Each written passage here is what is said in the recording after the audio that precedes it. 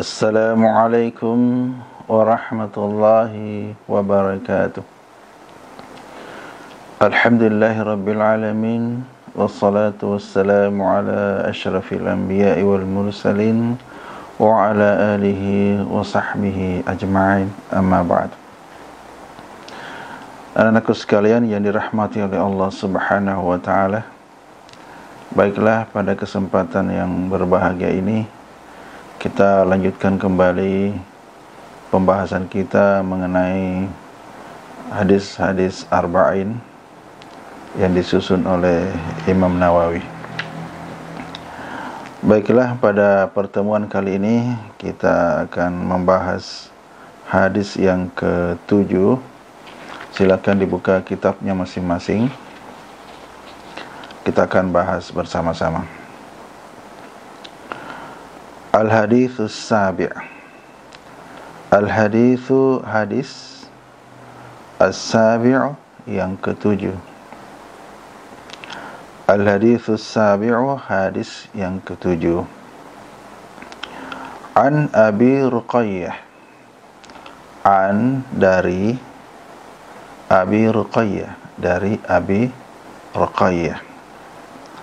Tamim bin Ausin, yakni Tamim bin Ausin ad-Dari radhiyallahu anhu. Sebelum kita lanjut pada matan hadis ini, mari kita kenal lebih jauh Tamim bin Ausin selaku perawi hadis ini. Tamim bin Ausin biasa juga dipanggil dengan Abi Ruqayyah karena mempunyai anak yang bernama Ruqayyah. Ya, sehingga kadang-kadang dipanggil atau disebut namanya dengan Abi Ruqayyah. Tamim bin Ausin ini masuk Islam pada tahun ke-9 Hijriah. Nah, itu artinya Tamim bin Ausin ini tidak lama bersama-sama dengan Rasulullah sallallahu alaihi wasallam di Madinah. Ya, ini sebenarnya Tamim bin Ausin sebelum masuk Islam adalah seorang pendeta Kristen, seorang pendeta agama Kristen yang berasal dari wilayah Palestina yang dikenal dengan daerah Jibrin. Lalu kemudian ketika bertemu dengan Rasulullah SAW, lalu kemudian dia tertarik dan menyatakan diri masuk Islam. Ad-Dari, Tamim bin Ausin ad-Dari, disebut ad-Dari karena Tamim bin Ausin ini berasal dari Bani Ad-Dar, ya, sehingga namanya ditambah dengan ad-Dari. Radhiyallahu anhu, semoga Allah meridai baginya. Anna Nabiyya sallallahu alaihi wasallam,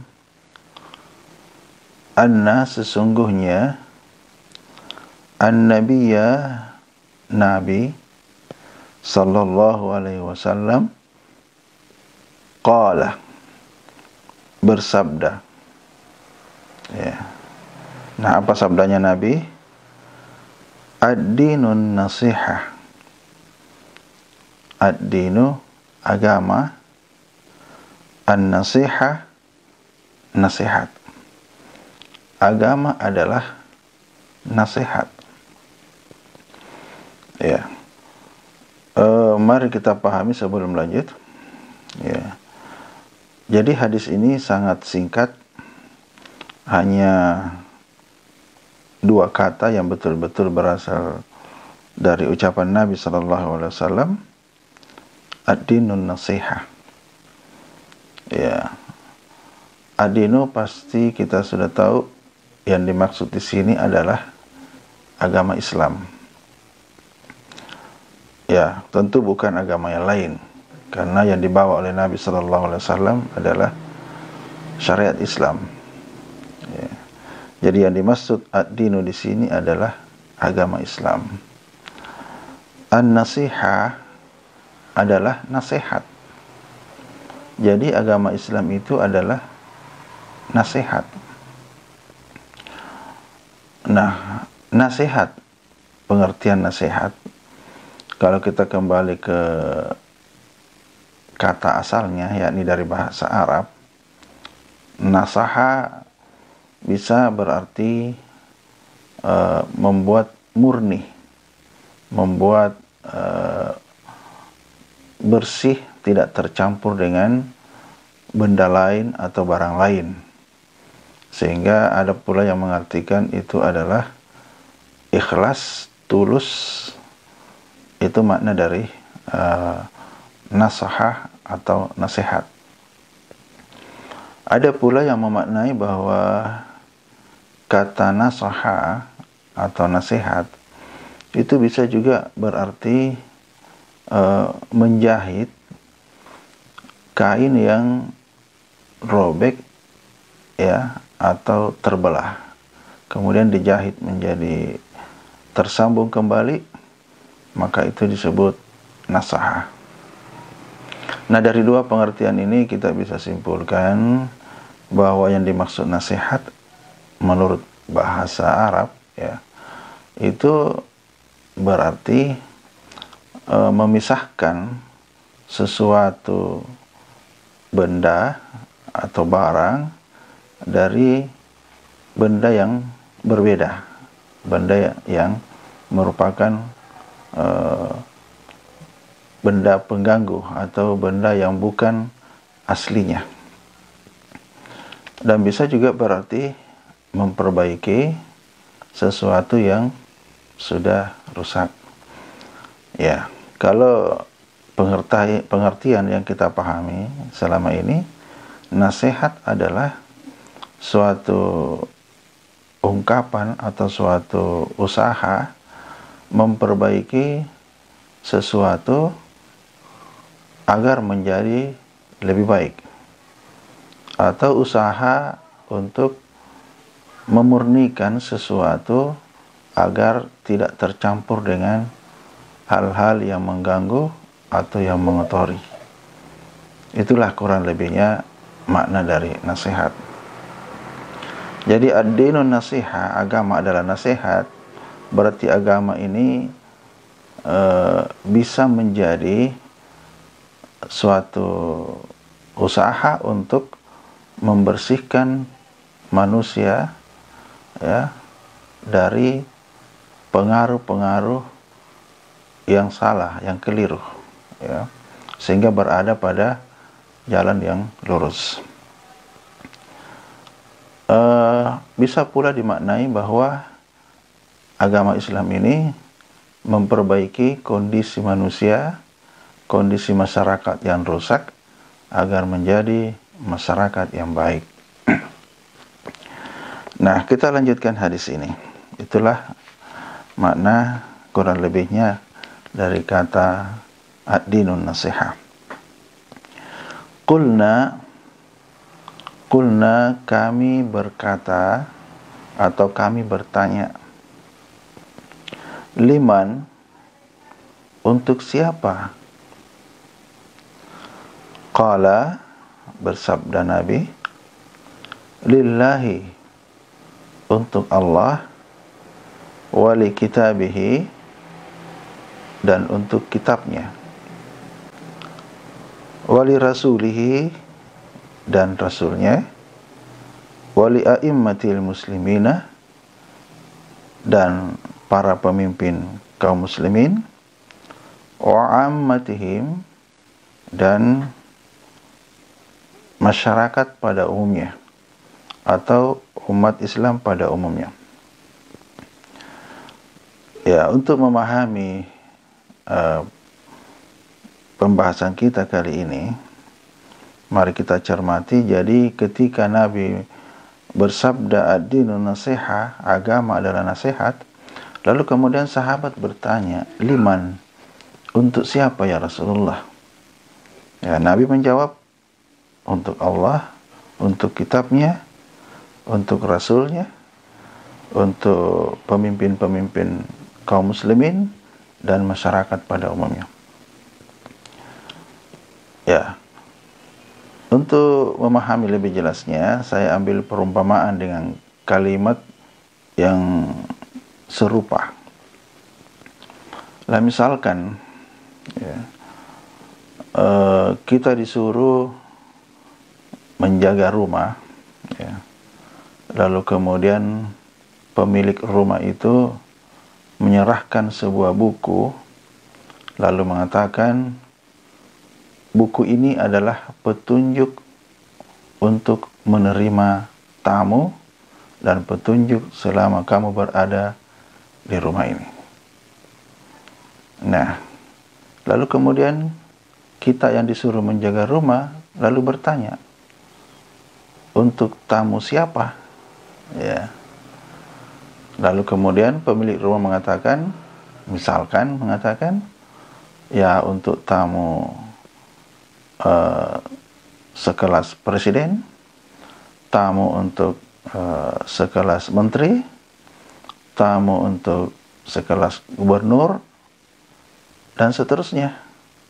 Dan juga buku petunjuk ini bisa digunakan untuk mengetahui bagaimana cara mengoperasikan perabot-perabot yang ada dalam rumah, misalkan mesin cuci, misalnya AC, ya, kipas angin, dan berbagai macam alat dalam rumah itu. Nah, itulah kira-kira perumpamaan kalimat yang serupa dengan pertanyaan ini tadi. Jadi ketika Nabi mengatakan ad-dinun nasihah, agama ini adalah nasihat, lalu kemudian sahabat bertanya, untuk siapa?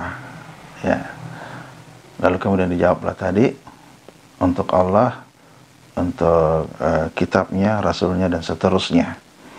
Ya, jadi agama ini adalah nasihat, lalu kemudian nasihat ini untuk bagaimana memperlakukan atau beramal sesuai dengan yang diperintahkan oleh agama itu terhadap Allah, terhadap kitabnya, terhadap rasulnya, dan seterusnya.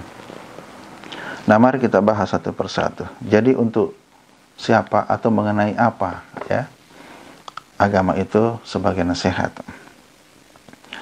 Jadi nasihat ini sebenarnya adalah untuk kita. Nasihat adalah untuk kita, menjadi petunjuk bagi kita untuk, ya, untuk tadi yang disebutkan, untuk Allah, ya, untuk kitab, rasul, dan seterusnya. Mari kita satu persatu perhatikan. Qala Allah, Nabi bersabda, lillahi, untuk Allah. Jadi agama adalah nasihat pada kita bagaimana kita bersikap, berpikir, dan berbuat karena Allah. Jadi intinya di sini adalah agama mengajarkan kepada kita bagaimana beriman kepada Allah, beribadah kepada Allah, dan bagaimana cara beribadahnya. Yang diajarkan oleh agama adalah kita beribadah semata-mata karena Allah dan tidak menyekutukan Allah dengan apapun juga. Beribadah kepada Allah dengan ikhlas, ya, tanpa mengharapkan apapun selain dari Allah Subhanahu wa taala. Tulus, ikhlas, murni ibadah karena Allah Subhanahu wa taala. Kemudian berikutnya, apa yang harus kita lakukan terhadap nasihat kepada Allah ini? Yakni kita diperintahkan untuk mentaati Allah sepenuhnya tanpa ada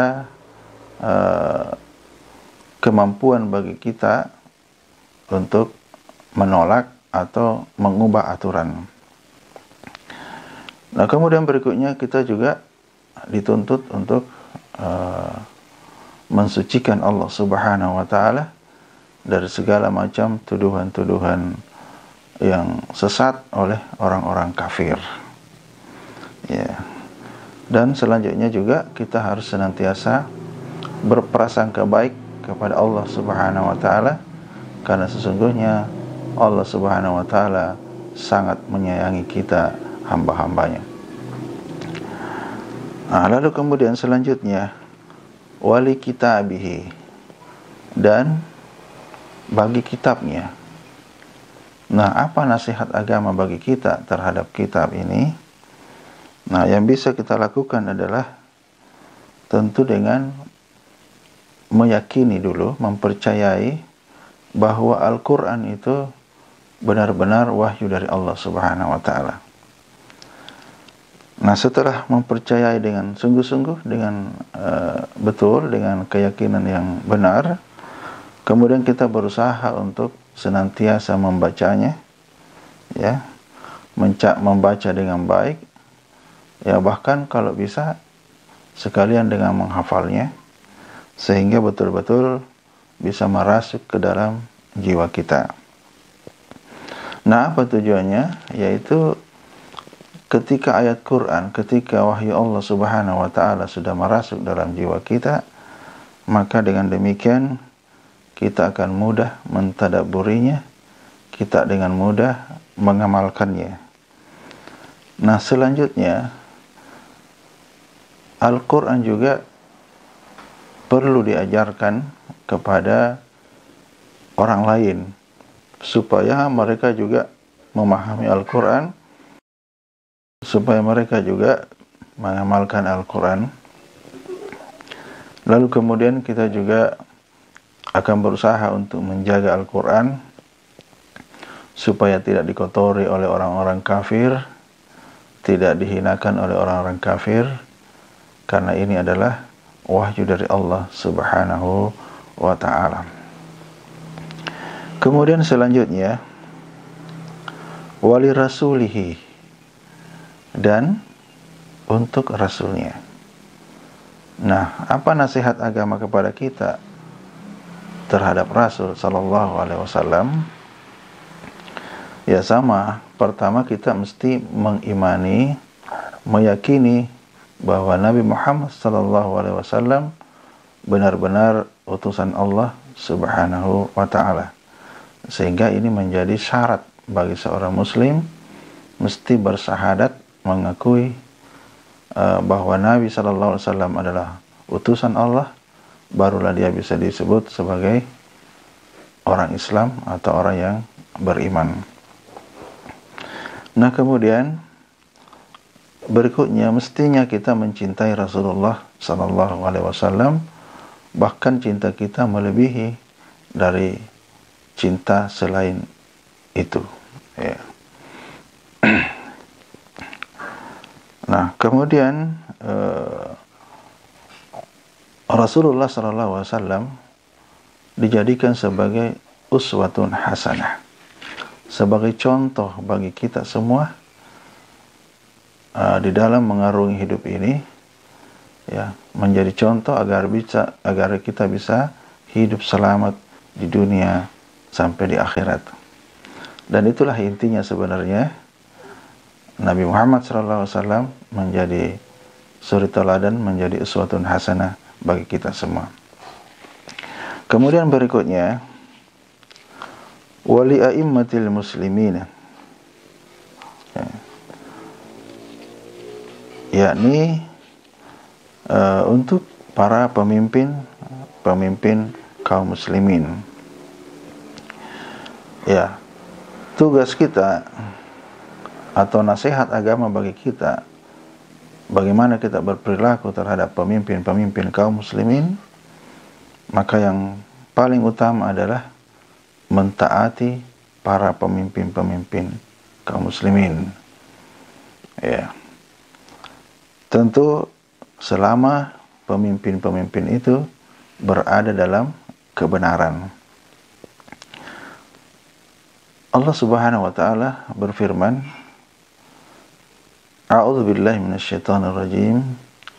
Ya ayyuhalladzina amanu athi'ullaha wa athi'ur rasul wa ulil amri minkum. Wahai orang-orang yang beriman, taatlah kepada Allah dan taatlah kepada Rasulnya, ya, dan kepada para pemimpin-pemimpin di antara kalian. Nah, para pemimpin adalah manusia seperti manusia yang lain. Oleh karena itu, bisa saja tersalah atau keliru atau khilaf, terutama dalam mengambil kebijakan-kebijakan. Nah, jika pemimpin melakukan suatu kekhilafan, maka wajib bagi orang yang mengetahuinya untuk memberikan nasihat, memberikan teguran atau kritik, arahan, supaya pemimpin itu tidak melanjutkan atau tidak meneruskan kesalahannya. Ini penting sebab kesalahan seorang pemimpin itu berdampak kepada seluruh orang yang menjadi tanggung jawabnya, orang yang berada di bawah kepemimpinannya. Nah, sehingga seorang pemimpin memang harus selalu terjaga agar tidak melakukan kesalahan. Tentu berbeda ketika seorang pribadi yang tidak punya tanggung jawab sebagai pemimpin, kecuali mungkin hanya sebagai pemimpin terhadap keluarganya saja. Maka ketika terjadi kesalahan, maka dampaknya hanya kepada keluarganya saja. Demikian pula yang orang yang tidak punya keluarga, hanya untuk dirinya saja, ketika melakukan kesalahan, maka dampaknya hanya kepada dirinya sendiri. Nah, itulah bedanya antara seorang pemimpin dengan orang pada umumnya. Nah,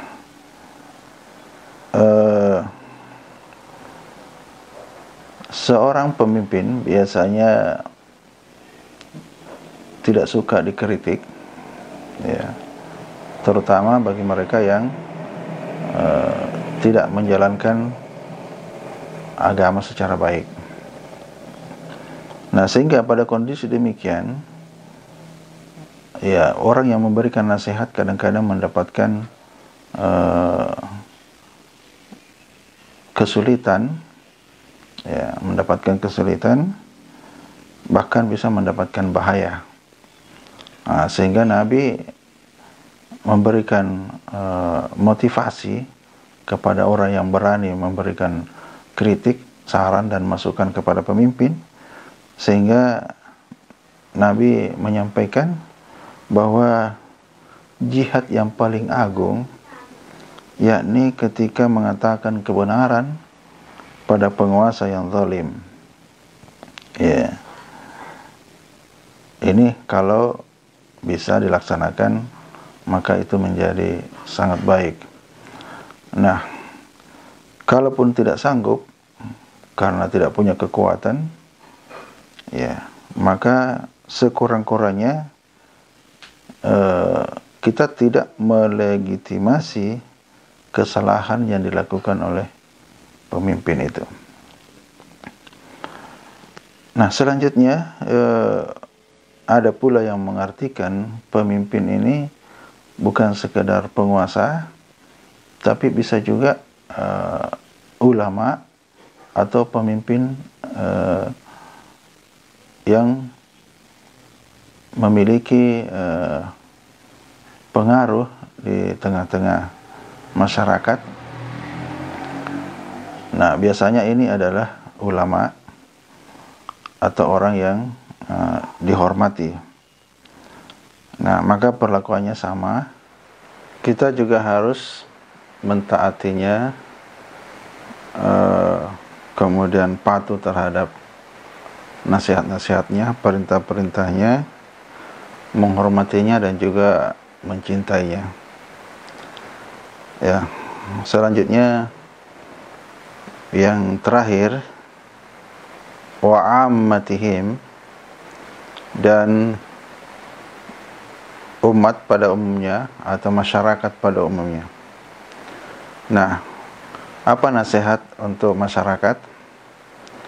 Yang pertama adalah kita harus menunjukkan kebenaran agar umat ini, agar masyarakat ini tidak tersesat, terutama di dalam beragama, agar mereka mendapatkan petunjuk yang lurus. Maka diperlukan nasihat dari orang yang lebih mengetahuinya. Nah, kemudian melakukan amar ma'ruf dan nahi mungkar kepada mereka, sehingga masyarakat mendapatkan penjelasan yang memadai mengenai apa yang boleh dilakukan dan mana yang tidak boleh dilakukan, dan bagaimana seharusnya orang itu menjalankan perintah Allah dan menjauhi larangan Allah. Nah, kemudian di ujung hadis ini ada tulisan rawahu Muslim. Ini menunjukkan bahwa hadis ini diriwayatkan oleh Imam Muslim. Saya kira inilah pembahasan kita pada pertemuan kali ini. Mudah-mudahan ini menjadi penambah wawasan bagi kita semuanya, sehingga menambah iman kita dan mengetahui apa yang harus kita lakukan dalam mengamalkan hadis ini. Kurang lebihnya mohon dimaafkan. Billahi taufiq wal hidayah. Wassalamualaikum warahmatullahi wabarakatuh.